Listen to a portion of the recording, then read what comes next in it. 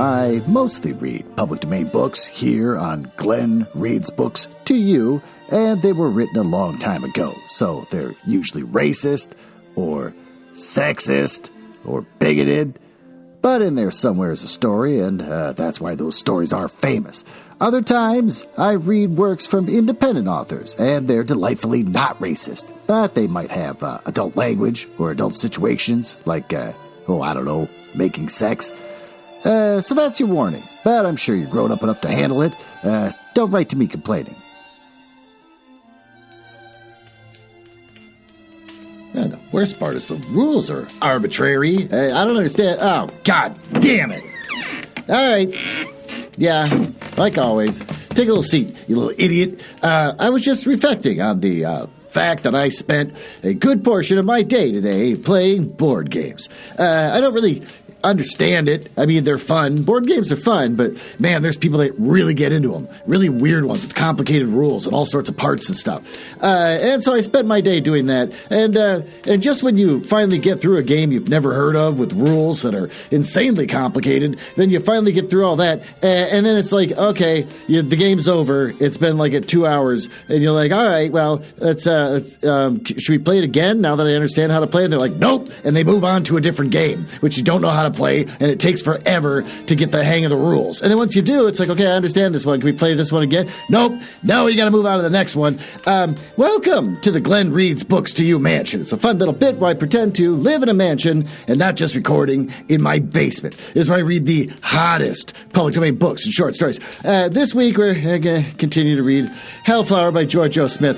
Hey, want to learn a little about the author? George O. Smith is a horrible man born in April 9th, 1911, and died May 27th, 1981. He basically is your average run-of-the-mill 1950s style science fiction author who also stole his stole the wife of a person. Who was it? His magazine editor, John W. Campbell Jr. Stole this guy's wife. So he's a jerk.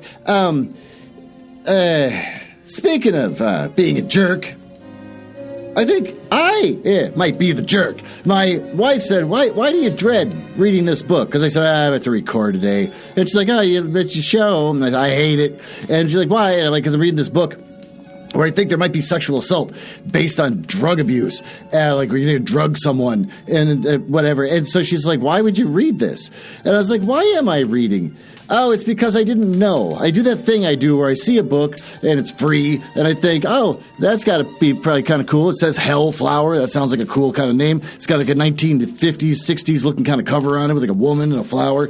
And I'm like, I'm sure this would be campy sci-fi. That'd be fun to read. And then I start to get into it, like realizing, oh my God, it's just you're watching this ticking bomb, and it's going to be sexual assault, and then I'm going to have to stop reading it. But it's like I could just stop reading it, but I don't have a reason to. I can't be outraged like I did with Peter Pan. So I was explaining all this to her, and she's like, just stop reading it. And I'm like, I can't. Now I have to give the book a chance. What if by the end of it I find out it's actually not that bad? Maybe it has a good message or something, even though so far it doesn't seem to have a good message. And she's like, just stop reading it. I said, hey, shut up. I'm not going to stop reading anything until I'm offended by it. And so that's my thing, is I'm kind of wondering, why am I reading this? I don't know. Maybe it'll turn out to be an okay book. Thank God, I have nothing else to talk about. Well, with that, why don't we go down to the library and continue reading this book.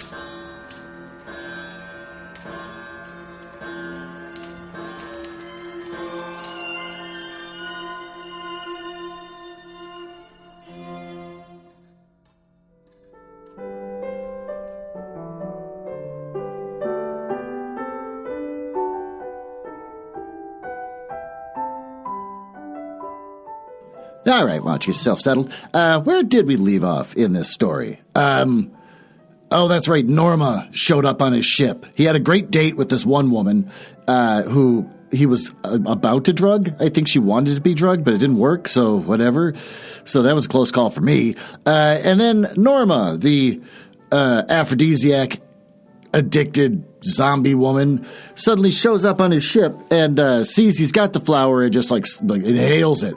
But instead of the worst case scenario happening, she just kind of gets high and then falls asleep. So Another close call for old Glenn. Chapter 13.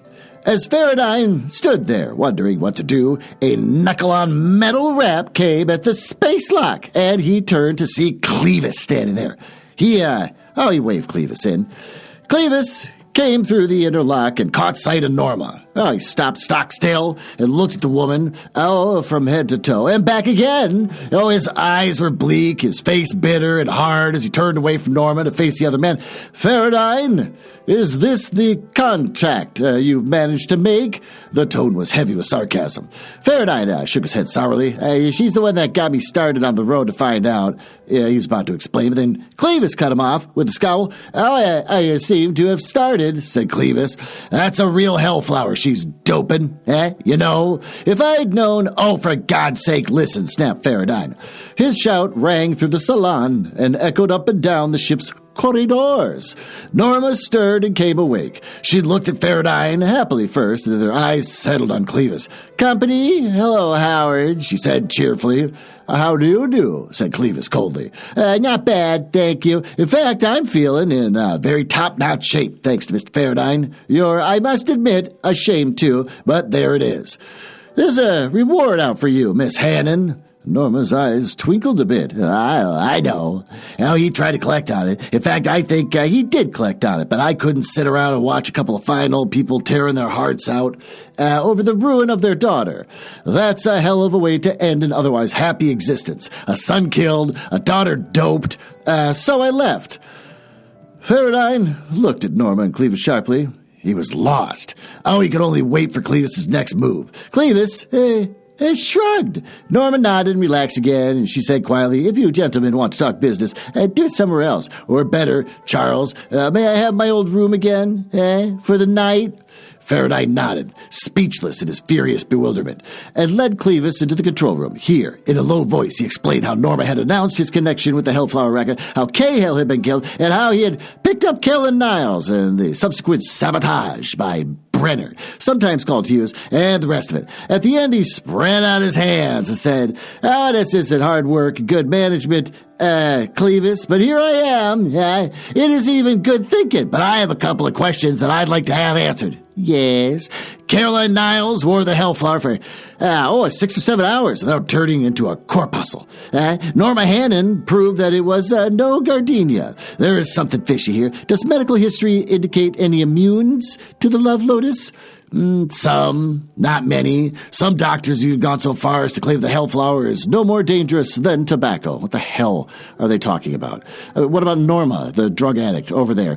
Faradine swore, not according to Norma Hannon it isn't, he said harshly. Oh, good, he's saying the thing I said. Clevis eyed Faradine carefully. Oh, you're not a bit soft-headed over Norma, are you? I doubt it, said Faradine honestly. Yeah, she's a poor kid. Yeah, they got clamped. It makes my blood boil, and I want to go out and wrap a half-dozen scum-brain heads together for what they did to her. Norma, she'd be the kind of woman I could fall in love with, Clevis. But Norma is a real blank. If you doped up enough women with Hellflowers, the birth rate would take a decline that would alarm a marble statue. What is he talking about? It's something to think about, nodded Clevis. Of course, I've never seen a woman after she had just taken her first sniffs. I don't know what it really adds up to, and I don't know how long after the first sniff a woman's libido is still capable of being excited, or even how high the libido can get under Hellflowers.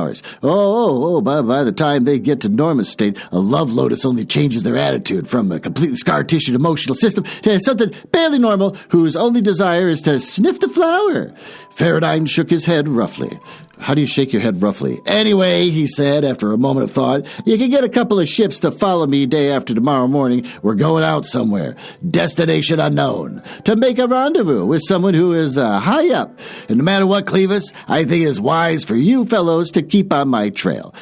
Because at least one faction of the gang is out to clip me hard. Sooner or later, and if my luck holds out, as it has, they'll be sending someone at large proportions to clobber me, and then I'll like to have your gang move in fast. Preferably before the clobbering gets too thick, And there's more to it. Give, said Clevis in a flat tone. No, all right, you asked for it, Faradine took a throat whistle out of his pocket and tucked it back against the curve of his tongue. He tried it and produced a 3-tone sound, brief and musical. Oh, that's the sort of thing I was telling people about, he said, at the Semarimonides crack up. 3 voices, I thought. Then, oh, that's the sort of half-witted story you tried to use at your trial. That's the sort of noise that Cahill made as he died. It's the sort of noise made by Brenner Hughes. Clevis, could it be the rudiments of some odd new language? How could you use it? I don't know, maybe polysyllabic? Polysyllabic? I can say this. I've said this in the past. I don't know why I can't say it now. Let's see how you pronounce it. Polysyllabic. That's not helping. Anyways, word like manifest might turn out to be a single chord with a certain articulation spoken in 3 distinct tones. How would you articulate? Asked Cleavage. Cleavage? All right, I'm sticking with that. Well, you have to utter the same vocal sound sequence for all registers of the word. The word I just used, for example, is a rather complicated series of sounds with definitions I'm not familiar with, like dental fricative and subdental stop. What's with all the dental-based parts? Regardless of the names of the tongue flappings, said Faraday, the word itself would have to be revised in pronunciation. Clevis shook his head. With a gizmo such as you are choking on, he said, you'd have a hard time making a tone other than the one that it's tuned for. You're asking a lot, Faraday. Furthermore, I gather you must have a fair to middling ear.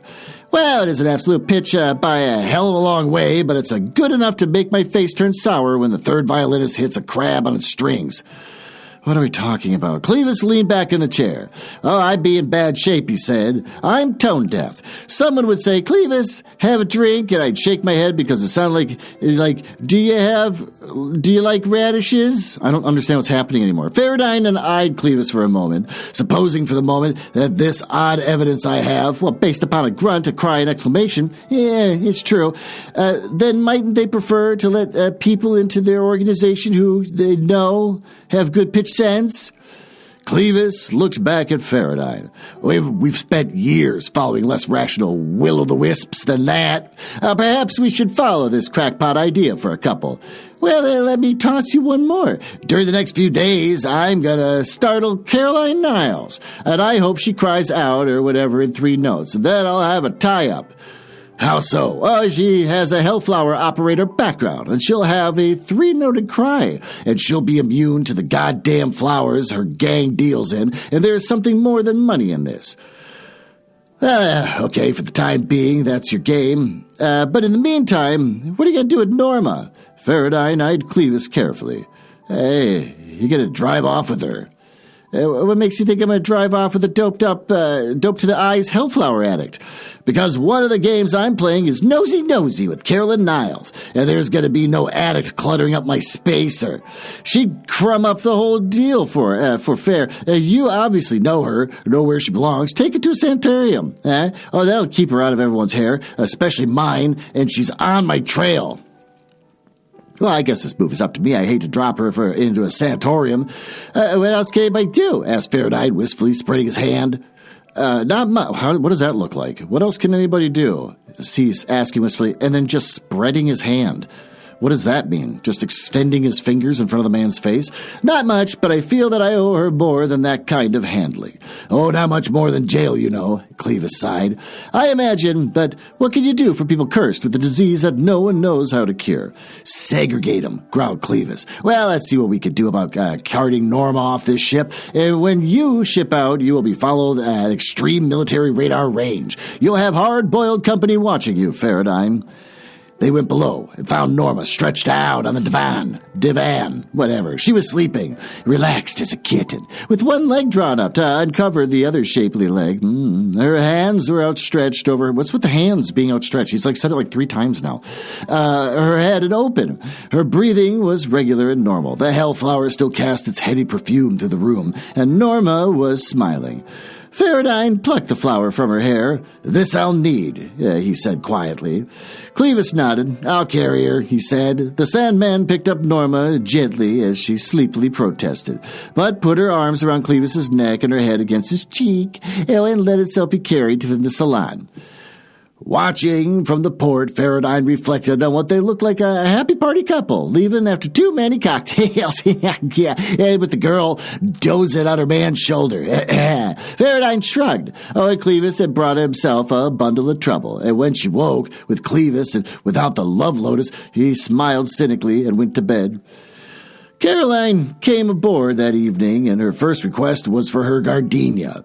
And she put it in her hair and stood there, inviting him with her eyes. Faraday kissed her briefly and waved her to a seat. "Tired of me, Charles?" "Oh, I've no time to get used to you, let alone tired of you," he told her. "But I'm more than a trifle curious about this trip we'll be taking in the morning. Why not let it wait until then?" Faraday looked at her boldly, made no attempt to hide his careful appraisal of her figure and face. She accepted his brazen eyeing and colored a bit. Then he said, "Let's admit it. There's nothing I'd rather do than spend the night making love. Oh, it's my favorite indoor sport. Oh, my God. It's fun outdoors, too. Oh, my God, was this guy 13?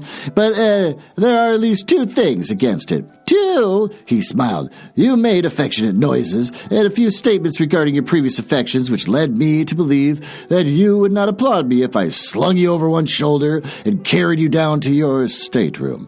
The second item is that the way to get ahead is to marry the boss's daughter and not make her your mistress. Also, if you think for one moment that I have enough ice in my spine, or hardening in my arteries, to make with happy talk from now until 6 Ac Emma. What is that? 6 Ac Emma? You're wrong." Caroline leaned back and laughed. "Caroline, have you ever heard of noblesse oblige?" I'm not saying that right. I don't care. "What does that have to do with me and you?" "Oh, it applies, and you're a damned attractive female." "Yeah, and as such, you should not use this attraction unless you want the man you are luring. Follow?" Caroline nodded. "Nah, behave," she said. "I like you, Charles. No other man has ever talked to me like that." "Oh, good, he's special because he's direct and she's just not used to that." "Well, be careful or I'll prove to you that I am just like all the rest. Indoor sports. Now, how about this other deal? Or should we talk about the weather or chess, tiddlywinks, astronomy?" "Astronomy? We see no stars on Mercury, you know, so it's up to the telescope. Come on." He's taking her to the telescope. Oh, well, this is such a touching moment. Faraday shook his head in amused concern. It was apparent that Caroline liked to play with fire.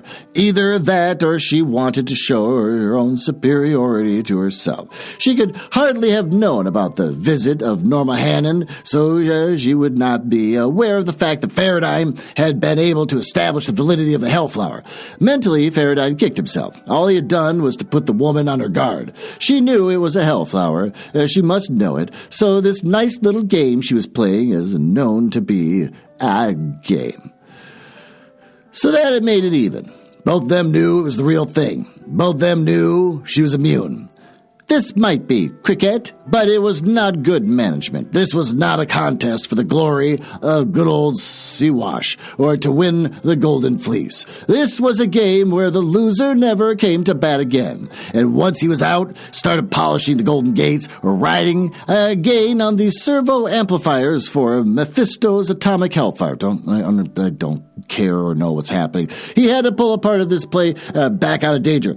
Oh, he had pulled a fluff. Is this like sports talk or something? He mentioned cricket. Is this like cricket words? The obvious way to remove it was to admit it. In the darkened control room, Faraday reached forward and removed the love lotus from her hair. He threw it into the chute. That eventually led to the incandescent reaction blast. She turned, and face was dim in the starlight. "Why'd you do that?" she asked. Faraday lied calmly. "Because when I give you your next corsage, it will be a bona fide gardenia, and if I have to get a pedigree for the guy who grew it."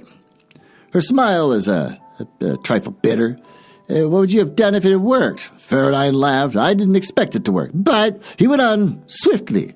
"Like several million other people, I have been wondering how you can tell a gardenia from a hellflower. Honestly, I expect that you would take one look at this thing and then coldly inform me that you knew the difference. Then I was going to ask you to prove it. I was even going to be indignant over you thinking that I would do such a thing, upset, fraught with unrequited love and all that bosh. Oh, I was prepared to maintain that I had brought the corsage in good faith, that some joker like Cahill had played a gag on me. Just for kicks. Sooner or later, you had told me about how you had determined the difference, and he laughed bitterly, and it was not hard when he thought of Norma Hannon. Then, he went on, you accepted it, eh? You put it in your hair. And I know damn well that you could tell them apart. That made me think. And I remember that there are cases of women being immune, so I found myself sheepishly afraid to explain. And to let it go at that. Caroline, I just couldn't explain last night, but I do want to be honest with you. He waited, hoping that he'd done a good job. Caroline put a soft hand against his face and then looked down. He reached for her chin and lifted it. There's nothing more insulting than a man that grabs onto a woman's chin. You see it in like old movies and stuff, and I guess it's supposed to be romantic, almost dad-like. I don't know. It's gross and it's weird, but he's doing it. She blinked a few times and then smiled faintly. Of course I knew what it was, she said, and I know that I am immune, so I took it and wore it. I wanted to see how you'd react. I wanted to find out why you did it. And if you had done it for the usual reason, I was going to lead you on until you're incapable of control, and then I was going to laugh at you. And said you're packing. She looked at him shyly. I didn't want to think it was for the usual reason. She leaned toward him, but he took her by the shoulders and turned her face to the telescope. At this, Caroline put her head back against his shoulder and rubbed her cheek against his. None of that, he said with a sharp laugh. Yeah, hell, woman, you do fine without a hellflower. She turned in his arms and melted against him. And he held her close for a while and then pushed her away from him. We're running by the rules, remember? He said softly. No fair, Carolyn. Think of my poor, broken-down blood pressure. Woman, let's get back to astronomy. I may live longer than way. Astronomy is a fascinating hobby. Besides, this study required a bit of close proximity with his arms loosely around her so that he could handle the setting wheels on the telescope, or Caroline leaning back against him as he looked over her shoulder to set the piece on another object in the sky. At midnight, Faraday showed her. You don't have to actually have your arms around people. I've looked at the stars with friends, and at no point is anyone standing behind, like you're training someone to do golf, like a sexy golf instructor. It's like, here, you got to swing this. You don't have to do that. You just say, hey, move out of the way. And then you do the thing. Okay, I can see it. Now look through the thing. And you move out of the way, and then they look through the thing. It's that easy. But here he's somehow eroticizing something as non-erotic as look through a telescope. At midnight, Faraday showed her to her stateroom, and it was only after he was in his own room that he remembered that she had carefully ducked the explanation of how he could tell a love lotus from a gardenia. He wondered at that. Maybe she thought he had not noticed the careful steering away from the subject, and maybe a man who was going into the business of it was worth or could not be noticed the evasion. Then there was the question of his own moral sense. So far as he had appraised himself, he had damned such little sense, and most of it a matter of personal taste rather than observance of the set of rules.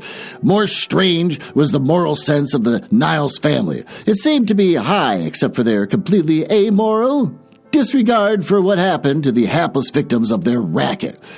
He went to sleep, murmuring a line from a poem many hundreds of years old that he had read as a youngster. Their honor rooted in dishonor. Takeoff was scheduled for 6 o'clock, and Faraday barely made it. Fortunately, there was an Albemarle 71 coming out on a landing beam, and he could take his Lancaster up with his eyes closed. The tower signed him out with a few remarks about sleepy people who had just gotten up and a yawn over the near-at-hand bedtime. And then the contract was closed, and Faraday was a space on the next leg of his journey. Free from the control board, Faraday had 2 choices. In his role of lover, he could rap on her door because he wanted to be near her, or he could let her sleep because he did not want to disturb her. He listened at her door on his way to the galley, but he could hear nothing. Apparently, she did not snore. Oh, lucky him. He went on down and built himself a plate of ham and eggs and a large pot of coffee, and thankful for the quiet and the solitude and the freedom. He ate his breakfast and then loafed in the salon, trying to plan his future course. Caroline made her appearance at 10 o'clock and reproached him. He gave her the stock answer, against which there could be no rebuttal, and offered her breakfast. He was solicitous and gentle.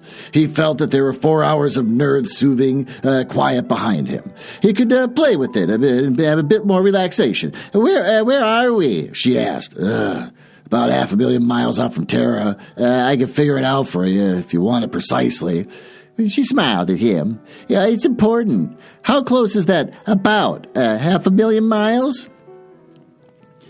Faraday leaned back in his seat and closed his eyes as he went through the familiar formula, tossing out figures beyond 3 significance. It took him half a minute of plain mental arithmetic to come up with the answer. 4 hours at 1 gravity makes it 6,000 miles. There's some error there, caused by the fact that our apparent gravity is just a takeoff was not much more than, 1.3. And the pull of the Earth was replaced by true accelerations as the Terran gravity diminished. But those figures should be close enough. I didn't think you could guess that close. Well, that was no guess. It was a practiced estimate. I can come closer than that with some thought. After all, a shoe salesman should be able to call off shoe sizes of the shoes he sees on the street. And the classical Chinese carpenter. Oh, my God, please don't get racist. No, the Chinese carpenter is a O-word who comes in and takes a careful look where the plaster fell out of the ceiling, and then goes away and cuts a hunk of plasterboard that exactly fits the holes without any cutting or even shaving. Carolyn laughed politely. But there is neither here nor there. There are 2 things to consider. One is breakfast, and the other is that we are on our way. But your pilot does not know where he's going. Can you strike a line between Terra and Polaris at a distance of 300 million miles? Duck soup. What? He replied Faraday, but how fast? 0 with respect to Terra and at 300 million. Well, let's go up and start computing. He suggested I'll construct you some grub, whatever, after we get to the first approximation, and then we get to the ship in the preliminary correction course. He led her up to the course computer in the control room. This is very boring. Where this conversation blows. Where he added the same time of rendezvous with the rest of the figures. Oh, yeah, plucked at the keyboard steadily for a minute, and then he sat back while the calculator machine went through the program of arithmetical operations for which it was designed. He took the punched paper strip from the machine and fed it into the autopilot. And then he said, and now we'll go below and eat. Well, you haven't been waiting for me? He nodded, hoping that he looked a little bit lovesick. Oh, you shouldn't have. They went below, and she eyed the dirty dishes with womanly amusement. You're a sweet sort of liar, Charles, she said, turning and coming into his arms. Oh, he returned her kiss, thinking, these are the, quote, dames, unquote, that try men's souls. Yeah, boy. All right, well, with that, why don't we take a little break and go down to my basement, which is totally normal. Shut up. And I can let you know about the latest upcoming Penguin Random House books.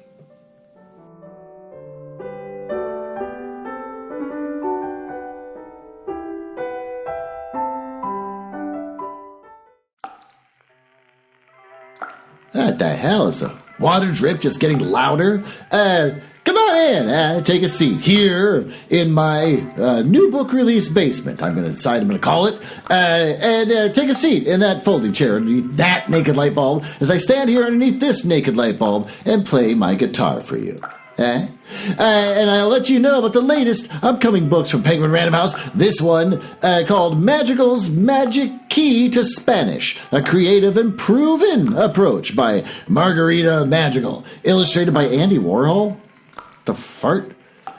It says it's coming out September 1st, 1989. I'm literally in the new book section, and it says this is coming out in 1989. This was illustrated by Andy Warhol. I've never liked Andy Warhol. I always thought the guy was an idiot. And now he took Spanish instruction books to a higher artistic level, I guess. I don't know. Screw that guy. About this book, use the English you already know to quickly learn the basics of Spanish with this unique, accessible guide featuring original illustrations by Andy Warhol from one of America's most prominent language teachers. Oh, I'm glad that the most important people from both of their respective fields came together to create one perfect book. Read, write, and speak Spanish in only a few short weeks! Exclamation point. Even the most reluctant learner will be astonished at the ease and effectiveness of Margarita Madrigal's unique method of teaching a foreign language, completely eliminating rote memorization and painfully boring drills. That's the reason why he brought Andy Warhol into this. He's like, ooh, this is a very unique approach. I must bring my arts to it. Madrigal's magic key to Spanish is guaranteed to help you. Learn to speak, read, and write Spanish quickly and easily. Convert English into Spanish in an instant. Start forming sentences after the very first lesson. Identify thousands of Spanish words within a few weeks of study. Travel to Spanish-speaking countries with confidence and comfort. Develop the perfect pronunciation thanks to a handy pronunciation key. Ooh, I wonder if Andy Warhol saw that pronunciation. He says, I gotta get in on this. I gotta slap my name on this. With the original black and white illustration by Andy Warhol, Madrigal's magic key to Spanish will provide readers with a solid foundation upon which to build their language skills. Well, that doesn't come out until September 1st, 1989, so we're gonna have to wait a while. You can get that at Amazon, Barnes & Noble, Books A Million, Bookshop.org, Hudson Booksellers, Powell's, Target, and here's where I usually scream Walmart. I can't think of anything to talk about with Walmart. Why is this in here? Apparently she wrote more. 1983 is a Costa Rican American author and language. Why about Andy Warhol? We don't. He remains one of the best time loved artists. Fuck off. Okay, I don't get this. It's literally in the news section. Nonfiction coming soon.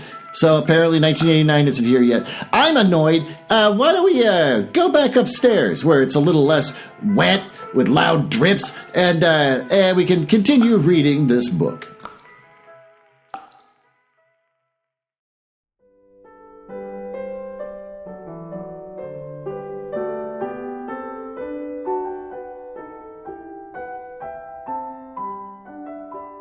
All right, we're back. Why don't you take a little... What? Oh, what? You're mad because I don't like Andy Warhol? Oh, I know everyone loves Andy Warhol. I get it. Look, when I went to art school, yes, I'm a pretentious asshole that went to art school, so I got a lot of opinions. Why do I have a lot of opinions? Because I couldn't afford to go there, but I tried to go anyways, and it wasn't a good experience. I'm not going to say what school I went to, but oh, God, I do not recommend going to that school. Art history was mandatory, so I took it. And it was fine. I actually learned a lot. They start out with cave paintings from primitive man.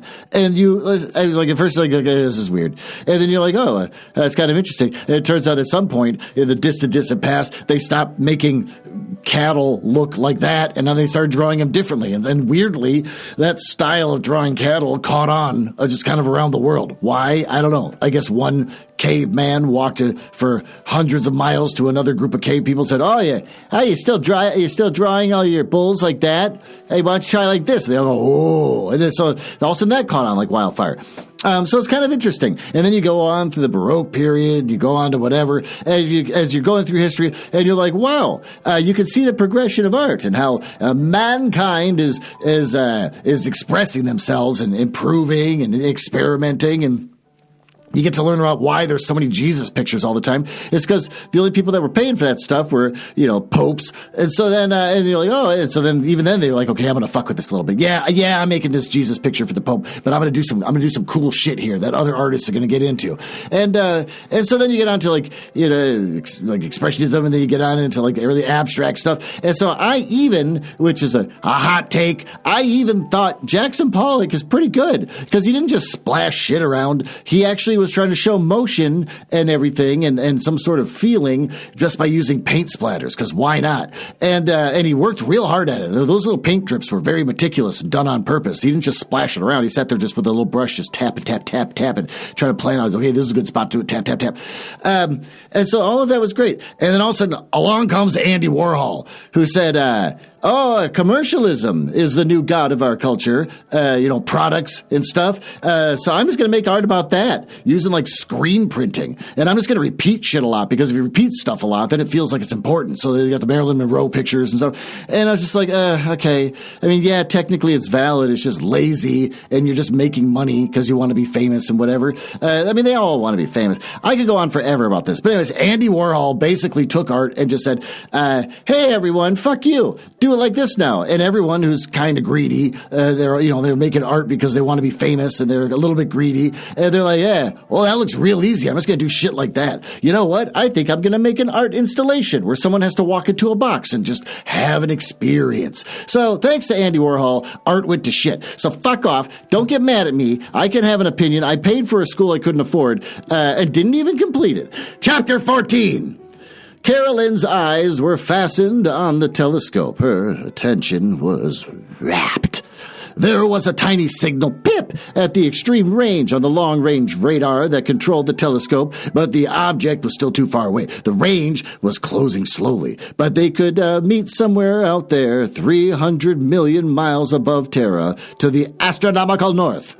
Faraday knew his instruments, and his attention was there for free to think about other matters. Carolyn was busy at the scope, in quotes, so Faraday carefully and quietly slipped a long fluorescent lamp from its terminals and stood it carefully on one end beside him. He balanced it carefully and took a couple of silent steps towards Carolyn before the tube lost its balance and fell onto the floor with an ear-shattering explosion. Oh, it even shocked Faraday, who knew it was coming. Carolyn reacted like a person stabbed with a red-hot spear. Well, she doesn't know anything about space. Every muscle in her body tensed as her nervous system twitched, and she stood there for a full 10 seconds, as stiff as a figure of concrete, while the shock gripped her. Then adrenaline poured into her veins. And she started to bundle up muscularly. At the same time that she realized that there was really no danger. Faraday could see the relaxation of her body taking place almost inch by inch. The tension crept out of her silently until her... until her breasts began to fall in a shuddery exultation. And she sighed, and her tuneful voice was a wordless trill of relief. Faraday's attention snapped at what does a trill sound like? Into full into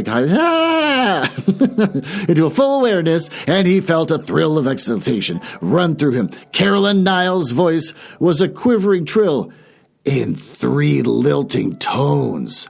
Oh, then the spell was gone, and she relaxed against a brace, holding one hand under her left breast and breathing heavily.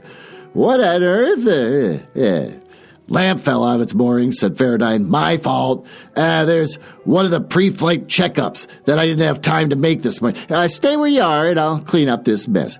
Hey, do you mind if I sit down? Trill. I haven't been that startled in years. I thought the ship had exploded. Park yourself in the pilot's seat, he said. Be careful. Broken fluorescent tubing is doubly dangerous. The gook they put on the inside is as poisonous as hell, and the glass is sharp as a razor. That's funny because no one uses fluorescent tubes anymore. My place, I had some fluorescent lamps, tubes, whatever, on the ceiling in the basement.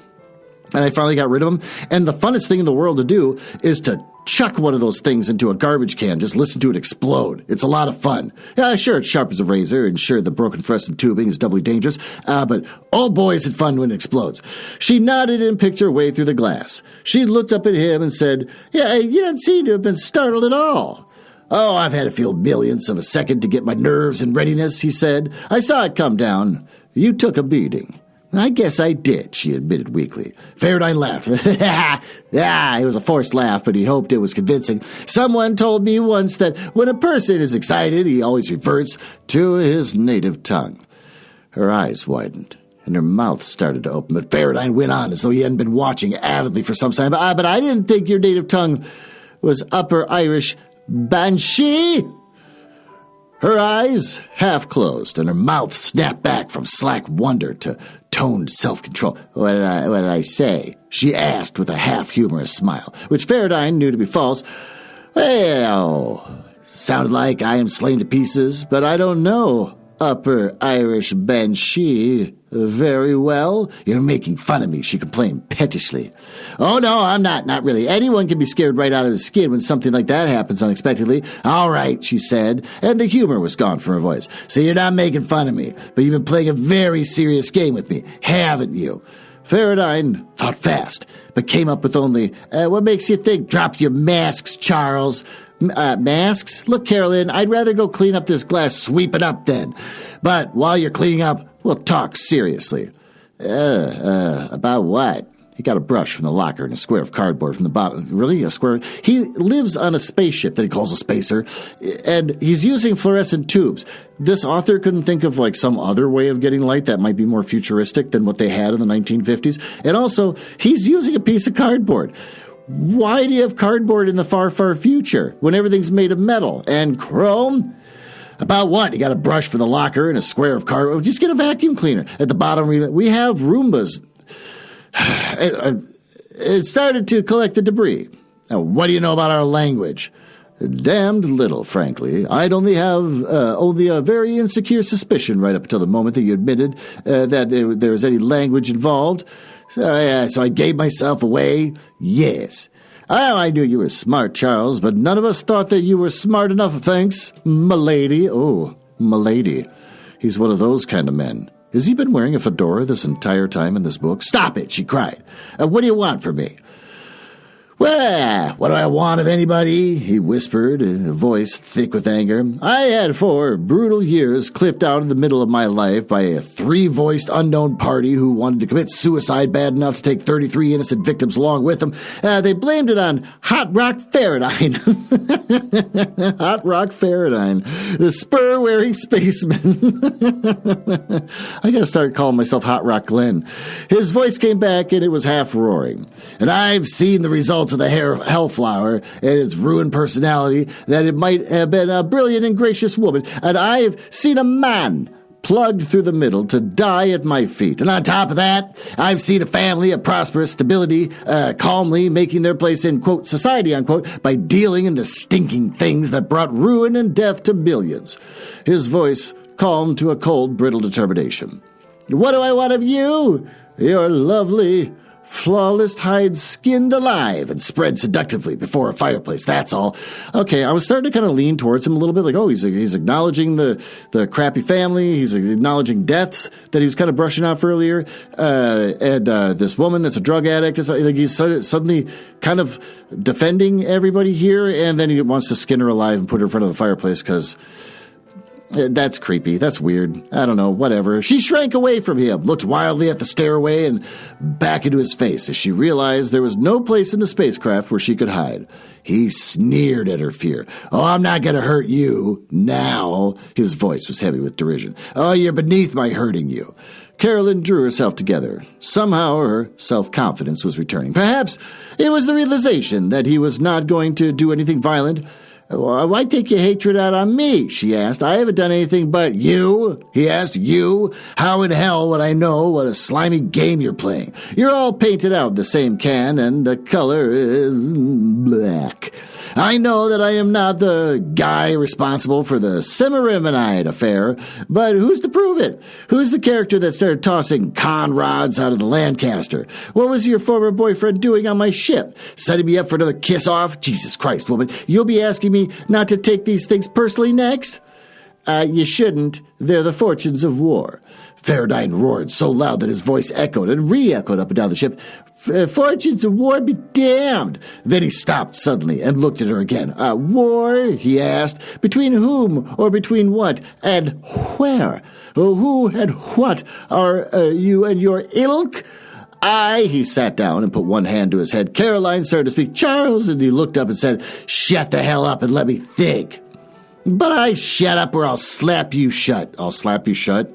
Faradine meant it. Oh, well, if you say something like that, I guess you probably mean it. And Caroline must have understood that the slapping, her senses, did not conflict with his aversion to violence. But not now, not anymore.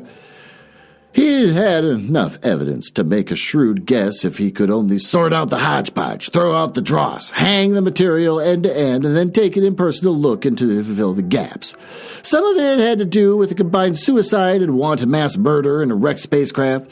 Oh, he should study that incident with the view of discovering why it had done, and why it had been done to Charles Faradine. There were the Nileses, who probably went to church on Sunday, belonged to the Chamber of Commerce, and and the Ladies' Aid to the Civic Welfare and considered running Hellflower as a proper business. And the daughter, Carolyn, who wanted marriage and a home and a bunch of kids to bring up in the same hellish business so well run by their grandfather, just as she had been raised. Something important hinged on the triple-toned voice now, which had become more than the hasty impression made under stress and excitement. Burp. Women who were immune to the solar system's most devastating narcotic and used their immunity to deal in the things with safety, bringing ruin to other women. It was more than jealousy between women. It went further than that. It was a form of warfare. The idea indicated an organization large and well-intentioned, integrated, whatever, capable of outmaneuvering capable and brilliant men who had dedicated their lives to stamping out the racket and who died under the juggernaut instead of destroying it. Well, there it was. And what could he make of it?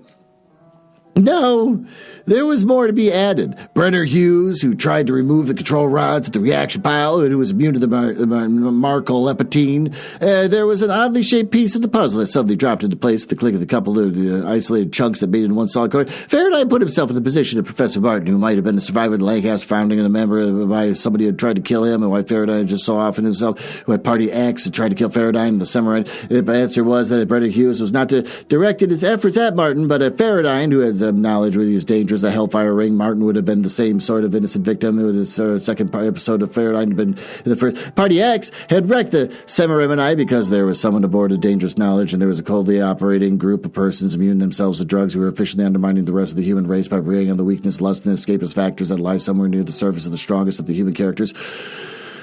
He raised his head and looked at Carolyn Niles. And she faced him squarely and asked, have you figured it out? I think so, he said coldly. There's a couple of gaps yet which you can fill in. What makes you think I'll do it? You'll do it, he said in a brittle voice. For instance, what are you? Real or artificial mutant? Oh, her laugh was strained and cynical. Brilliant, she said. Homo superior, Charles. Well, all right then. Keep it clammed, but we'll find out. You haven't found out yet, she remarked pointedly. Oh, he didn't always have electric lamps either. Carolyn shook her head in superior manner. You did not discover this thing either, she said calmly. You were shown most of it deliberately. Indeed, his voice was sarcastic.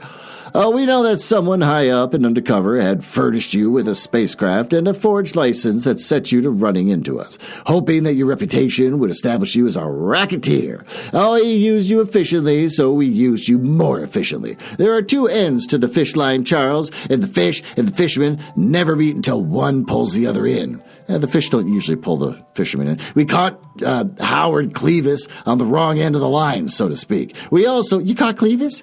Well, as soon as we knew who your contact was, we pulled him in. So if you're expecting a flight of military craft to come racing up in time to intercept the rendezvous ship that we have out there, forget it. The military is still on the landing blocks at the spaceport.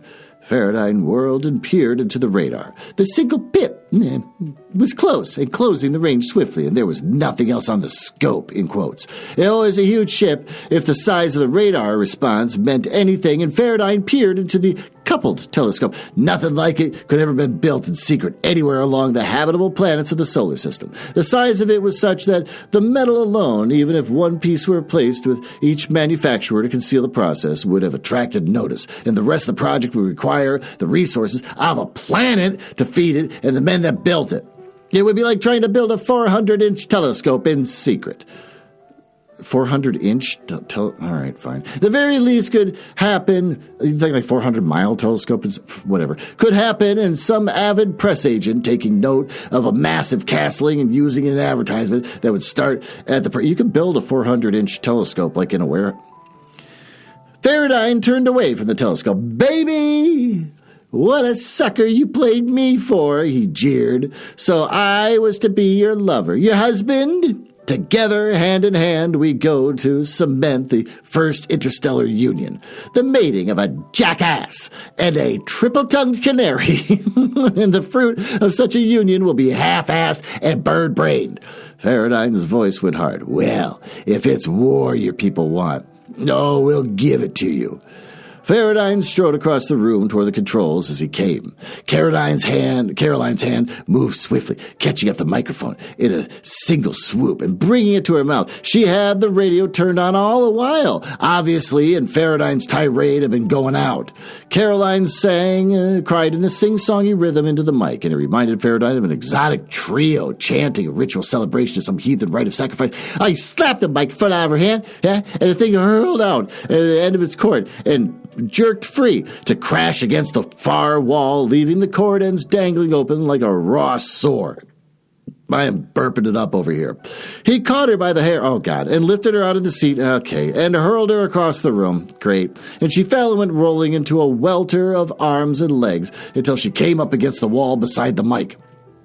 I love that he's created a scenario where it's justified for him to beat a woman.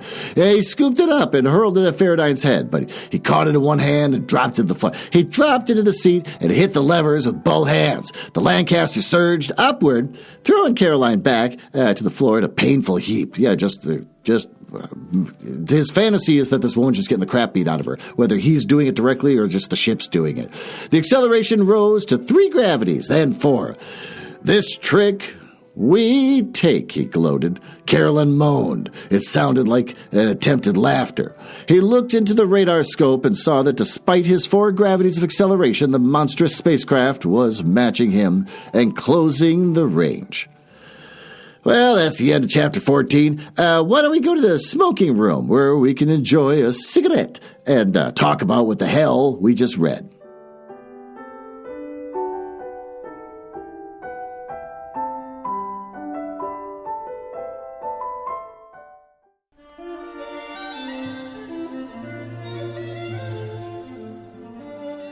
Well, take a seat here in my smoking room, and there on the coffee table you'll see a baboon's skull, and you can remove the top of its cranium, and you find inside cigarettes. Ah, damn it. And my wife's birds are here. So what do we... it's... For a moment in this story, I thought, oh, the author is going to redeem both himself and the character that he's writing about by suddenly, though he in the beginning seems so dismissive of dangerous women and people dying and the drug-addled woman, and I thought, okay, this is just a person that just doesn't care about anyone that's a woman, and looks down on them and doesn't think twice. But here he gives a little speech where it's like, I can't believe you did this. You're a horrible person, and God damn you, and whatever. I was like, okay, all right, great. But then, of course, it devolves into, oh, this is righteous anger, so that the author has a reason to grab her by her hair and throw her around and whatever. And then it's like, instead of just directly beating her up, then all of a sudden, like, the ship's doing whatever, which is banging her around. And so it's just this author just really wants to beat up a woman, but, he's not going to write about it directly where the protagonist is doing it, like, super directly. I mean, he is, but it's, like, not as much as he probably really wants to. So for a second I was like, oh, okay, maybe this book is turning around. Maybe the author isn't that bad. Maybe it was worth continuing to read this, even though my wife told me I should stop reading this shit. So here we go. Glenn was right again. Glenn is right most of the time, but it turns out I'm not, so that sucks. Why did he suspect her of having the 3-toned voice and being immune to the flower and knowingly running this whole operation and all that stuff?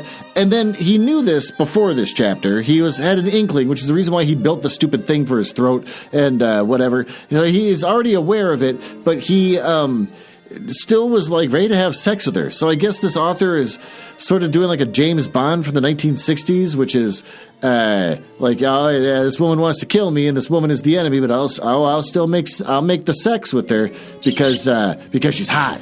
I know she's Trouble City, but she's hot. So I don't know. So yeah, I still don't like the book. I thought for a second that things were going to turn around, and but no, it didn't. So there you go. That's that chapter. He's called out this woman, and he's sent off Norma, who's probably his only friend in this entire story. Sent her off to a sanitarium. He didn't do that last time. He sent her to her parents last time. This time it's just like lock her away in a sanitarium where all trouble women should go. So with that, I hope you enjoyed those chapters. God knows I'm going to keep reading, or I think we're only a little over halfway of this goddamn book. I'm almost thinking I should do a marathon where I just read for like 4 hours and finish this thing, just to say I did. I'm not going to get into it. Okay, well, there you go. Thanks for listening. Go out and get your Christmas shopping done if you're a Christian. God knows I can't go anywhere right now. If I want to go to Micro Center because I want to get some sort of new, like, I need I need 100 feet of Ethernet cable because I've decided that it's better than Wi-Fi for some weird reason, like it's 2003 all over again. I'm going to wire my whole house with Ethernet cable. We're going to jack in everywhere we sit. You want to surf the internet on your phone? You better be prepared to jack in because I got an Ethernet cable over there and I got an adapter for your phone. I can't because the lines are so goddamn long. Everyone's buying TVs and computers and stuff. You want to go to Target? Don't go to Target. You want to go to Best Buy? That's the worst place in the world to go to begin with. And then also on top of it, right now is the worst time in the world to go. I found it the only place to go where you can find solace and order and the same experience you always expect is just the grocery store. Just go to Beverly's. Go to Beverly's, and you'll just be like, oh, yeah, I can get my canned peas over here. And I don't know, maybe a box of Triscuits without a whole big line of people jostling and trying to get at that same box of Triscuits and, like, punching you in the face and pushing you down to get at it like it's Black Friday at the Beverly's. Okay, well, with that, again, thanks for listening, and I'll probably be back next week.